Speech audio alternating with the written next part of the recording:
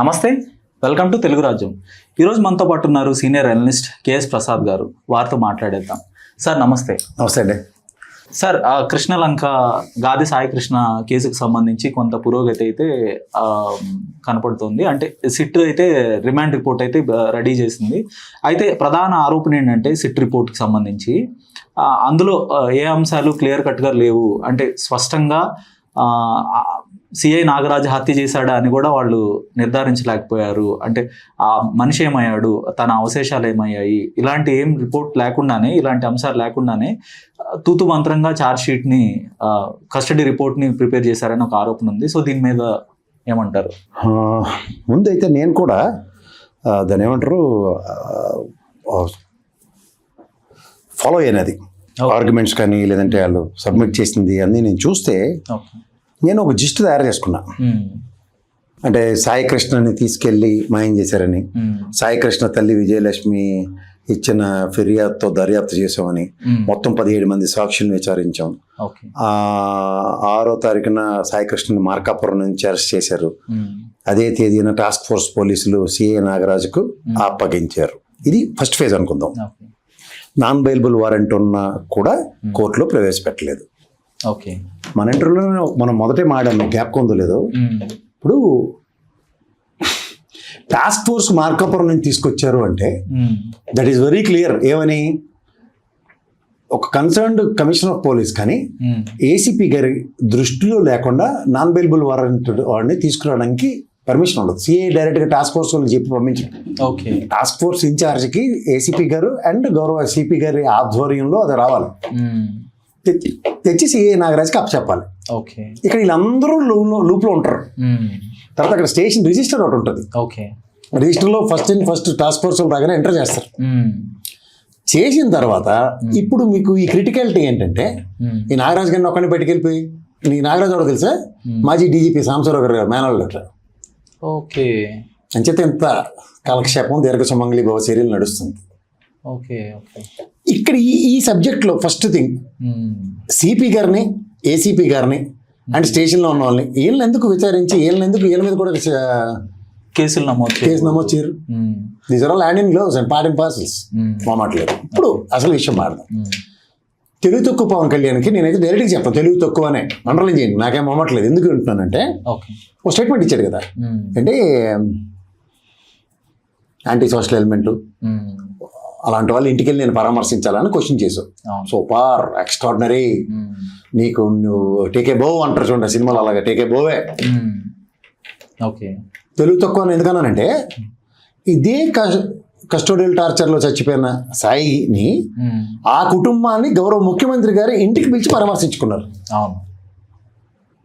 అంటే నీకన్నా సుపీరియర్ అయిన ఆయన పరామర్శిస్తే తప్పు లేదు, కానీ నీకు మాత్రం ఈగో కాంప్లెక్స్.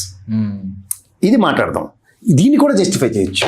ఎలా అంటే, point 1, anti social element Sai అన్నావు as per the prospect of సమాజం. Fantastic. What about Nagaraju? Anti social element and the prospect of police. Police anti social element అంటే పోలీస్ మాన్యువల్లో చంపమని ఎక్కడ లేదు. సో ఇద్దరు, మన నాగరాజుకి సంబంధించిన అవసరంలో హీరో వర్షిప్ చూపిస్తున్నావు కదా అందరికి పెయిడ్ ఆర్టిస్టులతో. ఇక్కడ పవన్ కళ్యాణ్ దరిద్రంకో అదృష్టంకో సేమ్ సామాజిక వర్గం. ఒక సామాజిక వర్గం వాడిని అయితే నువ్వు కులం చూసి కుదరదు, యాంటీ సోషల్ ఎలిమెంట్ అన్నావు. What about police social element కింద సిఐ నాగరాజ్ విషయం ఏంటి? ఇది ఫస్ట్ ఫేజ్లో. ఓకే, ఇప్పుడు అసలు ఫేజ్ ఉంది. చంద్రబాబు నాయుడు గారు కానీ పవన్ కళ్యాణ్ మీరు ఎందుకు ఎగేసుకుని వెళ్తున్నారు? ఫస్ట్ థింగ్, మీ ఇద్దరు పక్క ఉండండి కాసేపు. What about DGP? Departmental enquiry ఇది ఫస్ట్. ఓకే, ఎందుకంటే డీజీపీకి సాయి అలా పెన్నమ్మాయిని కంప్లైంట్ ఇచ్చింది, తర్వాత హెవియస్ కార్పస్ పిటిషన్ వేసింది, అదే కదా. ఈ ప్రాసెస్లో హెవియస్ కార్పస్ అండ్ పర్టికులర్ స్టేషన్ మీద జరిగితే, కృష్ణలంక పిఎస్లో హెవియస్ కార్పస్ 29th నాకు న్యాయస్థానం ప్రొడ్యూస్ చేయమంటే, నాకు వ్యవస్థల మీద గౌరవం ఉంది, నేను చాలా రెస్పెక్ట్ చేస్తాను పోలీస్ డిపార్ట్మెంట్ని, న్యాయ వ్యవస్థని. న్యాయ వ్యవస్థ ఫ్లా ఏంటి తెలుసా? ఇప్పుడు ఇది హెవియస్ కార్పస్ 29వ తారీఖు అలౌ చేశారు కదా, 29వ తారీఖున ప్రొడ్యూస్ చేయమన్నారు. కానీ దీనికన్నా ముందు ఒకటి ఉంది. ఏది? నాన్ బెయిలబుల్ వారెంట్ మీద మార్కాపురం నుంచి తీసుకొచ్చిన వాడిని కోర్టులో 24 గంటల్లో ప్రొడ్యూస్ చేయాలి. ఎందుకు చేయలే? అక్కడే పిల్లకట్టుకోవాలి కదా. అవును. ఎవరు? ఎవరు బిల్ కట్టుకోలేదు, కోర్టు. ఓకే. ఎందుకు వదిలింది? డీజీపీ సాంబశివరావు గారు మేనల్ని కన్సిడరేషన్ ఇచ్చారా? అంటే కోర్టుని అక్కడ ఆ రోజు మీరు దబాయించకండి అలా ఛానల్ లాగా. వినండి ఫస్ట్. ఓకే. కోర్టు 24 గంటల్లో ప్రొడ్యూస్ చేయాలన్న ఫస్ట్ ఫండమెంటల్ని ఎందుకు డివేట్ అయింది? హెవియస్ కార్పొరేషన్ పిటిషన్ అలౌ చేయకమునుపు మీరు ఎందుకు ఇక్కడ నాకు ప్రొడ్యూస్ చేయలేదని ఆర్గ్యుమెంట్ స్టార్ట్ అయితే 29వ తారీఖుకి 6 బెటాలియన్లు పంపించి ఎతకమన్నారు, 6 ట్రూపులు వెళ్ళి ఎతుకుతున్నారు. ఇదే హరికథ. కానీ కోర్టు ఫ్లా. ఓకే. పాయింట్ 1. డీజీపీ ఎంక్వైరీ ఎందుకు లేదు? పాయింట్ 2. పాయింట్ 3, చంద్రబాబు నాయుడు గారు ముఖ్యమంత్రి హోదాలో పాసిఫికేషన్ అంటే ఇలా వంజాసికి చేసినట్టే. ఓకే. సో ఇక్కడ వ్యవస్థ మీద ప్రజాస్వామ్యంలో ముఖ్యమంత్రి గారు హెడ్, ఆయన మీద గౌరవం మాకు పెరగాల తగ్గాల? డీజీపీ ఓ పోలీస్ వ్యవస్థకి సుపీరియర్ అథారిటీ, మాకు గౌరవం పెరగాల తగ్గాల? న్యాయ వ్యవస్థ మీద గౌరవం పెరగాల తగ్గాల? ఓకే. ఓకే. గౌరవం పెరిగేలా చర్యలు ఉన్నాయి ముగ్గురు దగ్గర నుంచి. సో ఇక్కడ మీరు పాయింట్ నెంబర్ 2 మాడదాం. ఇందులో ఇంకా సెన్సేషన్ ఏంటంటే ఎస్ఐ గారు ఒక వాంగ్మూలం ఇచ్చారు. ఎవరు? స్టేషన్ ఎస్ఐ గారు. నేను చూశాను, ఇతను అరెస్ట్ చేయడం జరిగింది, మార్కాపురం తీసుకొచ్చారు, 8వ తారీఖు 9వ తారీఖు దాకా అన్నాడు. ఇతనితో పాటు ఈకామ్ సార్ చేసే ఒక డెలివరీ బాయ్ కూడా చూశాడు. ఓకే. ఇప్పుడు ఒక్కసారి మదురై కోర్టు వెనక్కి వెళ్దామా? మదురై కోర్టులో ఇదే వాంగ్మూలం ఒక పోలీస్ అధికారిని ఇస్తే ఆవిడ తన కొలీగ్స్ మీద మరణశిక్ష, తదనంతరం యావజ్జీవ కారాగార శిక్ష వేశారు ఆ పోలీసు వాళ్ళకి. ఇక్కడ నాకు తెలిసి కమిషనర్ ఆఫ్ పోలీస్ గారికి, ఏసీపీకి, ఈ టాస్క్ ఫోర్స్ హెడ్కి వీళ్ళందరికీ గుండెత్తియాలి కోర్టు. ఓకే. అది ఎలాగా? అక్కడైతే ఉరిశిక్ష దాకా వెళ్ళారు, ఇక్కడైతే నాకు తెలిసి సజ్జనార్ గారు లాంటి ఆఫీసర్ని డిప్లాయ్ చేసి ఏళ్ళ పెట్ల కాల్చినట్టు కాల్చమని చెప్పి కోర్టు ఆర్డర్ ఇవ్వాలి. ఇస్తేనే వ్యవస్థల మీద గౌరవం పెరుగుతుంది. ఎవరు వీళ్ళంతా? మాకేనట్టు రాజ్యాంగం, మహానుభావుడు రాసిన రాజ్యాంగం మాకే వర్తిస్తుందా? ఏం కొంతమందికి వర్తించదా? అతీతులో మీరేమన్నా ఈ ఫ్లాస్ ఎందుకు అడ్రస్ అవ్వట్లేదు? మొదటి రోజు నుంచి మొత్తుకుంటున్నా. మనం మొత్తుకున్న తర్వాత ఏసీపీ గారు అంటే ఎవరు? సిఐకి నెక్స్ట్ ప్రమోషన్ ఏసీపీఏ. అదే రూరల్ అయితే డిఎస్పీ అంటారు. అవునా కదా? సో ఇక్కడ ఏసీపీ స్థాయితో ఎంక్వైరీ చేసి మమా అనిపించేద్దామనా? సో ఓవరాల్గా కింద స్థాయి నుంచి పై స్థాయి వరకు అంటే ఒక కాదు, ఎవరెవరు ఇన్వాల్వ్మెంట్ ఉంది ఇందులో? ఎవరెవరు ఇన్వాల్వ్మెంట్ ఉంది? ఓ డీజీపీ గారు ఇన్వాల్వ్మెంట్, కమిషనర్ ఆఫ్ పోలీస్ గారు, ముఖ్యమంత్రి గారు పాసిఫికేషన్. ఈ మధ్యలో ఈ లొడాల బుచ్చులకి ఈ పవన్ కళ్యాణ్ ఎందుకు ఏది పడితే మాట్లాడాడు? అంటే క్యాస్ట్ ప్రొవకేషన్ ఎందుకు వస్తుంది అంటే సాక్షి కూడా రాశాడని పిల్లికి ఎలక సాక్ష్యం లాగా. అంటే ఇప్పుడు ముఖ్యమంత్రి పాసిఫికేషన్ ని అంటే బాధితుల్ని పాసిఫై చేయడం ద్వారా కేసు నీరుగారే అవకాశం కూడా ఉంటుందంటారా? అంటే విట్నెస్ ని మీకు తిన్నట్టు బెటర్ అందులో కొత్తగా అంటే they are admitting is a gone case అని. What does it mean by? ఒక పక్క ఏవిఎస్ కార్పొరేషన్ నడుస్తుంది, 29వ తారీఖు కోర్టులో ప్రొడ్యూస్ చేయమని.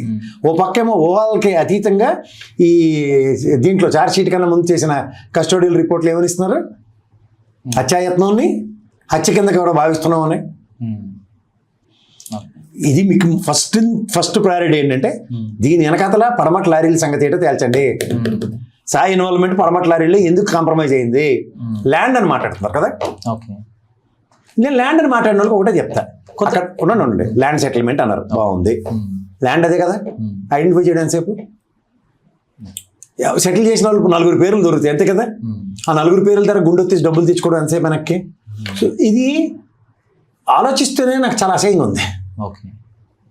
ఏదో ల్యాండ్ సెటిల్మెంట్ అట, పెద్దవాళ్ళు ఉన్నారట, ఇటా గురించి నాకెందుకు? సివిల్ మ్యాటర్లో పోలీసు వాళ్ళ జోక్యం కోర్టు ఎలా చేస్తుందా?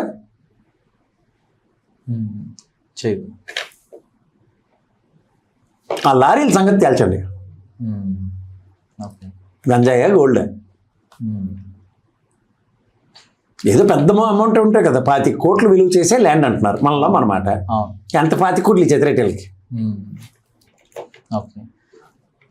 అంటే ఇంకొక కథనం కూడా నేను విన్నాను, అంటే అతను ఒక ఎంపీని హత్య చేయడానికి సుపారీ తీసుకున్నాడు, ఆ ఎంపీ హస్తం ఉంది అని కూడా కొంత వచ్చింది. అదొక స్టోరీ నడుస్తుంది. అంటే ఎట్లా కథలు బోల్డ్. ఎంపీని మినిస్టర్ని కూడా చంపేసి అంటే కృష్ణ లంకలో ఉంటాడు. ఇంకా మరి ఇంకా ఆలోచించవలసిన విషయాలు చాలా ఉంటాయి. ఓకే.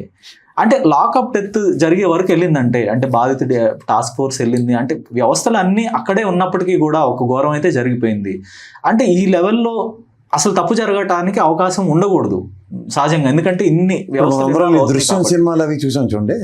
అలా గతంలో ఒక తమిళనాడులో ఒక పోలీస్ ఎస్పీ క్యాడర్లో ఒకటి ఇలాంటి ఇష్యూ ఒకటి ఉంది, సినిమాలు కూడా వచ్చే 3.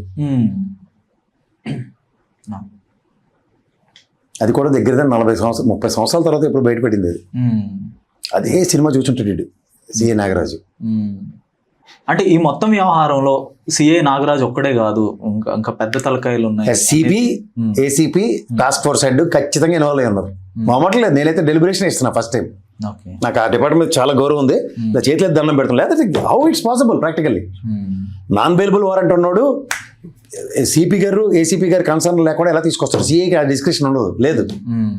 CI SIL territory Krishnalanka PSK, ఇందులో కాంప్రమైజ్ లేదు.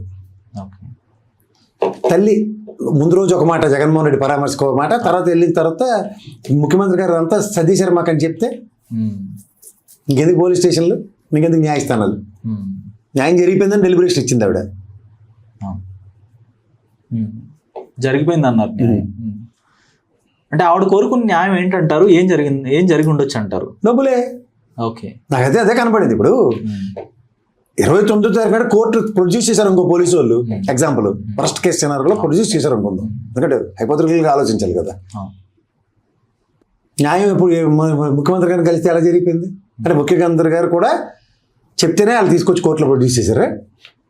అంటే ఆవిడ చెప్పిన స్టేట్మెంట్ నాకు న్యాయం జరిగిందంటే ముఖ్యమంత్రి గారు ఓకే చెప్తే తీసుకొచ్చి కోర్టులో ప్రొడ్యూస్ చేశారా ఆలోచించొచ్చా లేదా? కనీసం బూడిది కూడా ఆవిడకి నేను బతికున్నారని హైపోథెటికల్ గా చెప్తున్నాను, ఇంకా బూడిద దాకా వెళ్ళలేదు ఉండండి. ఇప్పుడు ఆయన నాకు న్యాయం జరిగింది, తల్లి ఆక్రమణ, ఆవిడ కడుపు కోత ఇవన్నీ మాడింది కదా, బాగుంది. ముఖ్యమంత్రి గారు న్యాయం చేశారు నాకు అంది, బాగుంది. అంటే న్యాయం అంటే 29వ కోర్టులో ప్రొడ్యూస్ చేస్తారని చెప్పింది, పాస్ అయింది ఆవిడకి. లేదంటే నారాజు ఆధ్వర్యంలో చంపేసాడమ్మా, నీకు ఎక్స్గ్రేషియా ప్రభుత్వం నుంచి ఇస్తామంటే సాటిస్ఫై అయిందా? ఎక్స్గ్రేషియా అంటే డబ్బులే కదా. ఈ రెంట్లో ఏదో ఆవిడ చెప్పాలి, పోనీ చెప్పలేదు. ఇంకా నాకు ముఖ్యమంత్రి గారి మీద గౌరవంతోనే చెప్తున్నా, పోలీసులకు డైరెక్షన్ ఇచ్చి 29 తీసుకొచ్చి అబ్బాయిని పెట్టండి అని ఒప్పుకున్నారా? ఓకే, మరి అప్పుడు డిపార్ట్మెంట్లో ఎంక్వైరీ ఎందుకు? ఐజీ గారు ఛార్జ్ షీట్ ఏమైనా ఇచ్చారు? ఛార్జ్ షీట్ కన్నా ముందు కస్టోడియల్ రిపోర్ట్లు ఏమైనా ఇచ్చారు? అవును నమస్కారం ఇచ్చారు కదా. అంటే ఇలాంటి కేసుల్లో ఇలాంటి దీన్ని ఒక క్రైసిస్ గానే చూడాలి అంటే డిపార్ట్మెంట్ పరంగా. సో ఇలాంటి డిపార్ట్మెంట్ ఏంటంటే ప్రభుత్వం మీద కూడా క్రైసిసే. సో ఇలాంటి కేసుల్లో ప్రభుత్వం అధికారికంగా డిపార్ట్మెంట్ క్రైసిస్ ఎదుర్కొంటున్నప్పుడు ప్రభుత్వం ఇన్వాల్వ్మెంట్ ఎందుకైంది? డిపార్ట్మెంట్ పరంగా ఆన్సర్ రాకుండా ప్రభుత్వం ఇన్వాల్వ్మెంట్ వచ్చింది. లేదా లా అండ్ ఆర్డర్ అధినేతగా ముఖ్యమంత్రి గారికి డిస్కషన్ ఉంది, డీజీపీని పిలిచి మాట్లాడి డిపార్ట్మెంట్ ఎంక్వైరీతో నాకు కావాలని మాట్లాడకుండా ఆయన ఎందుకు పిలిచి మాట్లాడారు? అంటే ఒక బాధిత కుటుంబాన్ని పిలిచి మాట్లాడటంలో తప్పుందంటారా ఏమన్నా? ఈ క్రిటికాలిటీలో కుదరదు కదా. ఈ క్రిటికాలిటీలో కుదరదు ఎందుకంటే ఒక పక్క క్యాబినెట్ సహచరుడు నీకు డెలిబరేషన్ ఇచ్చాడు పవన్ కళ్యాణ్, తెలుసో తెలియ తక్కువతనమో తెలియకతనమో. అక్కడ మళ్ళీ మిమ్మల్ని ఇరికించింది చంద్రబాబు గారిని ఇరికించింది Pawan Kalyan. Anti social element నేను పరామర్శించాలా అని క్వశ్చన్ చేసావు కదా నువ్వు. రౌడీ ఎలిమెంట్ అన్నారు ఆయన కదా, but same element for Chandrababu గారికి కూడా కదా కలిసారు. ఓకే, నీకు ఆక్షేపణ, ఆయనకి ఎందుకు ఆక్షేపణ ఉండదు? అంటే ప్రభుత్వం నాకు దృష్టిలో ఏంటంటే పవన్ కళ్యాణ్ ఒక స్టేట్మెంట్ ఇచ్చాడంటే ఎంటైర్ ప్రభుత్వం మీద డిపెండెంట్ ఉంటుంది కదా, అది ప్రభుత్వ నిర్ణయం చూస్తాం కదా, అది కాంట్రడిక్షనే కదా. అంటే పవన్ కళ్యాణ్ ధైర్యం ఏంటంటారు? అంటే కాపుల్ని డినౌన్స్ చేసుకున్న తన కాపుల నుంచి వాళ్ళు తనని వదలరు, కాపులు వదలరు అనే ఒక ధైర్యం ఉందంటారు. అంత సీన్ లేదు కానీ సార్, ఆయనకి అంత సీన్ లేదు. ఇది ఎక్ దిన్ కా సుల్తానా స్టోరీ ఎప్పుడైనా విన్నారా? ఎక్ దిన్ కా సుల్తానా స్టోరీ పవన్ కళ్యాణ్. ఈ టర్మ్ ఎవరు ఏం చేయలేరు అతన్ని, అది ఆయన ధైర్యం. అనుభవిస్తున్నాడు. తర్వాత గుర్రం ఎగరవచ్చు, ఎవరికి తెలుసు. అంటే 3 ఏళ్ల తర్వాత వచ్చేస్తారు మీరు, తర్వాత మేము అంత తెలుస్తాం అంటున్నారు, కానీ మేము తాట తీస్తామని సీన్ లేదు కానీ సార్ పక్కెళ్ళి అడుకోమనండి. అంటే కేంద్ర ప్రభుత్వం అండ తనకుంది, అంటే మోడీ గారు వాళ్ళకే దిక్కు లేదు. నెక్స్ట్ గవర్నమెంట్ ఏటో వద్దు, కుటుంబాలుతున్నారు వాళ్ళు. వాళ్ళకైనా 303, 330, 405, 15 రాజీవ్ గాంధీకి వచ్చిన మెజార్టీలు వచ్చాయా, లేకపోతే ఫస్ట్ 2వ టర్మ్ వచ్చిన మెజార్టీలు వచ్చాయా? బిక్కులు ఆడుకుని ప్రధాన పదవి గౌరవ రాష్ట్రపతి గారు దయాధర్మ బెచ్చలతో వచ్చింది ఆయనకి ఇప్పుడు, నరేంద్ర మోడీ గారికి. ఇదేం రాష్ట్రపతి స్టబర్న్గా ఉంటే అబ్దుల్ కలాం లాంటి దగ్గరికి కూడా రానివాడు. ఓకే 12 సీట్లు తేడా ఉంటే ప్రమాణ స్వీకారం చేయించేస్తారా? అధికారం వచ్చిన తర్వాత ఎవడైనా టేబుల్స్ మారుస్తాడు. ఓకే. అంటే ఇప్పుడు చనిపోయిన వ్యక్తి ఇప్పుడు బాధిత కుటుంబం కాపు కులస్తులు కాకుండా మరొక కులం అయితే ప్రభుత్వం కానీ ప్రతిపక్షం కానీ ఈ స్థాయిలో స్పందించేది అంటారా? ప్రభుత్వం పేక చుట్టుకుంది సార్. అది కస్టోడియల్ డెత్ అన్నది పేక చుట్టుకుంది. వాళ్ళు స్పందించకపోతే పూర్తిగా ఉన్నాం సార్. ఓకే. అంటే ముఖ్యంగా ప్రతిపక్షం టేక్ ఓవర్ చేయడం వల్లే ఇది ఈ స్థాయిలో అంత సీన్ లేదు. ప్రతిపక్షం టేక్ ఓవర్ చేయడం అంటే ఎలాగా? కృష్ణలంకలో దిగ్బంధం ఉండాలి. జగన్మోహన్ రెడ్డి అక్కడి నుంచి లేచి రాకూడదు. కానీ జగన్మోహన్ వ్యవస్థ నాకు వచ్చి సమాధానం చెప్పాలి అని కాన్సెప్ట్ లో కూర్చోవాలి ఆయన. లేదా కృష్ణలంక పోలీస్ స్టేషన్ ముట్టడికి వెళ్ళిపోవాలి. ఈ రెండు జరిగాయా? ఓకే. ఈ రెండు జరిగాయా అంటే మీరు ఏమో కాదు జరిగేదానికి చెప్పండి, అవునా కాదా? జరగలేదు. జరగనప్పుడు accumulated pressure needs to be on government, existing government మీద. ఎక్కడ ఉంది ప్రెషర్? ఎక్కడ పెట్టారు? వెసులుబాటు ఇచ్చారు. మీకు అదే చెప్తున్నాను. డోర్ ఓపెన్ చేశారు. ఇక్కడ ఇష్యూ ఉందని చెప్పారు.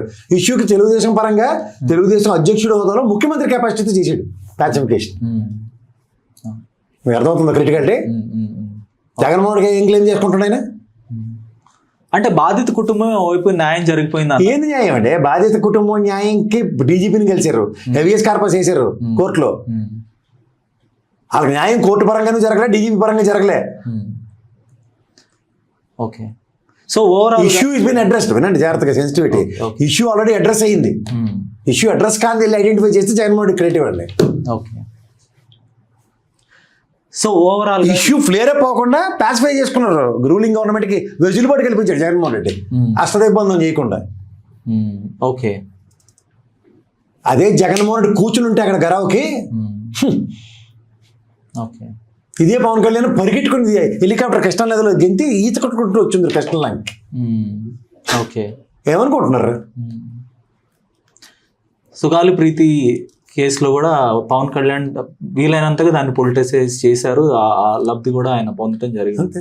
ఇందులో లబ్ధి ఇప్పుడు పవన్ కళ్యాణ్ విషయం తెలిసిన జగన్మోహన్ రెడ్డి అయితే ఇలాంటి విషయాల్లో లబ్ధి పొందుతున్నాడు కాబట్టి సినిమా ఇటు వెండి తెర మీద చూపిద్దాం రావాలి అతను. ఏది ఎవరికి చూపించాడు? ఓకే. స్ట్రాటజికల్ మూవ్స్ కొత్త టెంకు పేలిపోవాలి. సో ప్రభుత్వానికి అవసరమైన స్థాయిలో తెల్లవారుజామున వచ్చి మీ అమ్మగారు వెళ్ళలేపుతారు మిమ్మల్ని, బాబు లేగానే వెళ్ళిపోతారు. అదే పని జగన్మోహన్ చేసాడు. తెల్లవారుజామున నువ్వు చదువుకుంటావు కదా లేగారే అని చెప్పి వెళ్ళిపోయిన అమ్మ చెప్పినట్టు చెప్పాడు. అదే చేతావని. వీడు ఏదైనా క్రిమినల్ బ్యాక్గ్రౌండ్ ఉండే పోలీసుడికి చంపే హక్కు ఉందా అన్న నినాదాలతో కృష్ణలంక దద్దరెళ్ళిపోయి ఉండాలి. ఓకే. ఇవి చెప్తే మాట్లాడతాం. అందుకే టపాచి బుత్రికలు చుట్టూ ఉంటే ఇలాంటి బుర్ర తక్కువ ఐడియాలే ఇస్తారు. వెళ్ళి మనం ఒకసారి పళ్ళమే వచ్చేస్తే మేము పంపు కొట్టేస్తాం, మాకు దిక్కు బుర్ర తక్కువ చిన్న బుడంకాయ పిల్లలు ఉన్నారు సోషల్ మీడియాలో. ఓహో జగన్మోహన్ రెడ్డి వల్ల చలనం వచ్చేసింది అన్న భ్రమకి రిలేట్ చేద్దాం అనుకుంటే ఇలాగే భ్రమల్లో బతకండి. ఓకే. ఓకే. హలో, తెలుగు రాజ్యం ఛానల్ చూస్తున్నారా? సామాజిక రాజకీయ జీవన చిత్రణే తెలుగు రాజ్యం. అతిశయోక్తులు అసత్యాలు ఉండవు. రాజకీయ కోణం కాదు, ప్రజా కోణమే కొలబద్ద. తెలుగు రాజ్యం వీక్షణ మీ ఉత్తమ అభిరుచికి నిదర్శనం.